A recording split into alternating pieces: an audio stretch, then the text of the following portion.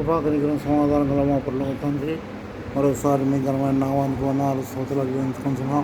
మహోన్నతుల మహాగణుల పరిశుద్ధుల నిత్య నివాసం దేవ, అనుభవాడు ఉన్నవాడు స్తోత్రాలు, ఆది అల్పము దేవ స్తోత్రం. ప్రభా ఉదయకాలం కింద అవకాశం కాపాడిన భద్రపరిచిన స్తోత్రం. ప్రభా యూట్యూబ్ చేస్తున్న తోడు మీరు దయచేయడం సమస్తం చేతికి అప్పగించవచ్చు. యేసుక్రీస్తు పరిశుద్ధ నామమున స్తుతించి ప్రార్థించి వేడుకుంటున్నాం తండ్రి, ఆమేన్. యోహాను సువార్త 15:19 వచనంలో, లోకములో నుండి మిమ్మల్ని ఏర్పాటు చేసుకున్నాను. లోకము అనగా శరీరాశ, నేత్రాశ, జీవుడము. కాబట్టి ప్రభువైన యేసుక్రీస్తు వారు ఎందుకు ఏర్పాటు చేసుకున్నారంటే, మత్తయి సువార్త 15:16 వచనంలో, 15వ అధ్యాయం 16 వచనంలో, మరి ఫలించుటకు మీ ఫలములు నిలిచి ఉండుటకు మిమ్మల్ని నేను ఏర్పాటు చేసుకున్నాను. కాబట్టి సహోదర మత్తయి సువార్త 3:17లో 3:7 వచనంలో రాయబడింది ఏమని, ఫలించని ప్రతి తీగ నరకబడి మరి అగ్నిలో వేయబడి ఉంటాయి. కాబట్టి సహోదర మరి దేవుని వాక్యంలో మనం చూసినట్టయితే మరి 13వ అధ్యాయం లూకా సువార్త 13వ అధ్యాయం 6వ వచనంలో మరి ద్రాక్ష తోటలో అంజూరపు చెట్టు ఒకటి నాటబడి ఉండేను. అయితే యజమానుడు పండ్ల కాలం కాదది, అయితే ఆ తోటలో పండ్లు వెదకపోతే పండ్లు ఏమీ దొరకలేదు. కాబట్టి సహోదర నీ జీవితాలను నా జీవితాల్లో మరి మనం ఫలించే పండ్లగా ఉన్నామా, ఫలించే చెట్టు వల్లే ఉంటున్నామా, లేకపోతే నరకబడి అగ్నిలో వేయబడి చెట్టు వల్లే ఉంటున్నాము. ఇంకా దేవుని వాక్యంలో మనం చూసినట్టయితే మరి యెషయా గ్రంథం 5వ అధ్యాయం 7వ వచనంలో మరి అక్కడ ఒక యజమానుడు మరి భూమిని త్రవ్వి కంచె కట్టి మంచి ద్రాక్ష గెలలు వేసినాడు. అయితే అవి కారు ద్రాక్షలు కాసినట్టుగా మనం చూడగలుగుతాం.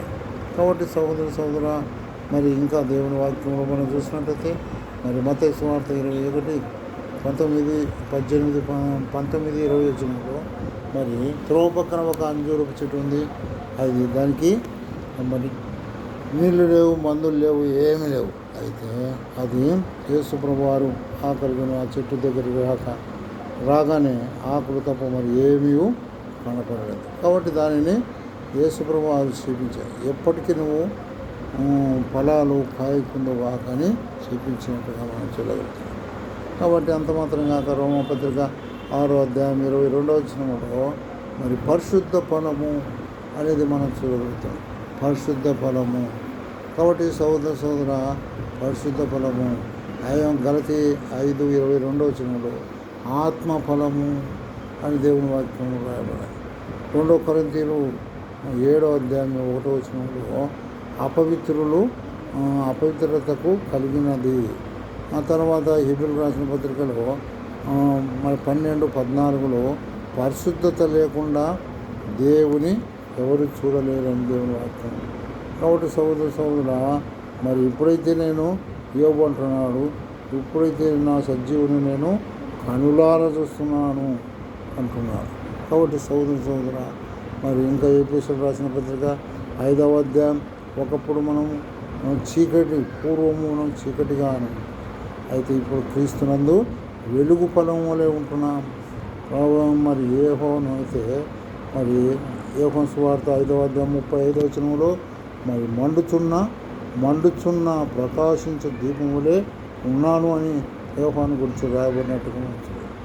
కాబట్టి సహోదర మత్తయి సువార్త 25:6 వచనంలో మరి ఆత్మ ద్వీటిలో ఆరిపోతున్నది దేవుని వాక్యం కాదు. కాబట్టి మరి కీర్తనకారుడు అంటున్నాడు, నా దీపము వెలుగుచున్నది అని దేవుని వాక్యం కాదు. కాబట్టి సహోదర మొట్టమొదటిగా మనం చూస్తున్నాము, మనం దేవుడు ఎందుకు ఏర్పాటు చేసుకున్నామంటే ఫలించుటకు, మన ఫలాలు నిలిచి ఉండకు ఏర్పాటు చేసినాం. కాబట్టి మనం ఫలించుతున్నామా, మన ఫలాలు నిలిచి ఉన్నాయా అట్లయితే దేవుని ఇస్తుంది. రెండవదిగా మనం చూసినట్టయితే మరి అపొస్తలుల కార్యం 9వ అధ్యాయం 15వ వచనంలో నా నామమును భరించుటకు మిమ్మల్ని నేను ఏర్పరచుకుంటున్నాను. నా నామమును భరించుకుంటున్నాను. కాబట్టి అపొస్తలుల కార్యం 14:22 రాయబడింది, అనేక శ్రమలలో మరి బాధలు వచ్చినప్పటికీ మరి జకర్యా గ్రంథం 14:4 మరి మరి దేవుడు ఒలీవ కొండను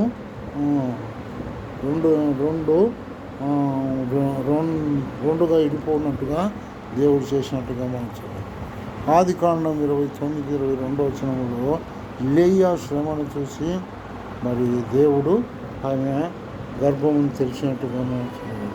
ఇంకా దేవుని వాక్యంలో మనం చూసినట్లయితే రండి తేదరిల్లుము ప్రకాశించమని యెషయా గ్రంథం 61:1 రాయబడినట్టుగా మనం చూడగలుగుతాం. అంత మాత్రం కాక మరి కీర్తన గ్రంథం 91:14 శ్రమలలో నేను అతనికి తోడై ఉన్నాను. కాబట్టి దేవుడు మరి మరి శ్రమలలో నేను నీకు తోడై ఉంటాను, నా యొక్క మరి బాధల్లో నీకు తోడై ఉంటాను. మొట్టమొదటిగా ఫలించుటకు ఫలములు నిలిచేందుకు ఏర్పాటు చేసుకున్నాడు, నా నామాన్ని భరించుటకు ఏర్పాటు చేసుకున్నాడు. మూడోదిగా మనం చూసినట్లయితే దేవుని వాక్యంలో మరి 2 దినవృత్తాంతాల గ్రంథం 29:11 ధూపం వేయుటకును ఆయన సన్నిధిలో నిలిచిండకును పరిచర్య చేయుటకును ఆయన నిన్ను నన్ను ఏర్పరుచుకుని. కాబట్టి సహోదర ధూపం అనగా మరి ఎల్లప్పుడూ మనం ప్రార్థన చేసేవారు ఉండాలి.